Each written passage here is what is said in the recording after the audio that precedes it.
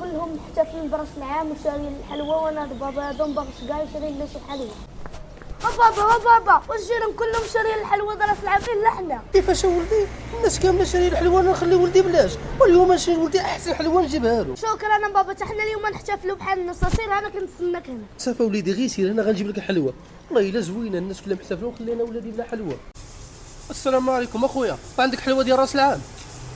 لا خويا ما كاينش الحلوى ديال راس العام، ولكن اسمح لي قول لي واش انت مسلم ولا مسيحي؟ لا اخويا انا راه مسلم اصاحبي. ولكن اخويا انا على ما كنعرف اللي كياخذوا الحلوى ديال راس السنه غير المسيحيين. وحنا اخويا بغينا غير شي حليوه نفرحوا غير الوليدات وناكلوا شويه د الحلوى معاهم ونحتفلوا براس السنه صافي. حنا ما مسيحيين ما حتى شي حاجه، حنا مسلمين. واسمح لي اخويا، واش انت ما جاتك الحلوى تاع راس العام فين كنتي قبل راس العام، اولا خليها حتى لمور راس العام بواحد الشهرين ولا 3 شهور؟ ما جاتك انت تاع راس العام بالضبط؟ ما فيها حتى حاجه صاحبي، راه العالم كله كياخذ الحلوى وكيحتفل. لا خويا اسمح لي، غير المسيحيين اللي كيحتفلوا براس السنه. ايوا شنو المعمول دابا اخويا؟ خلينا الوليدات كيف.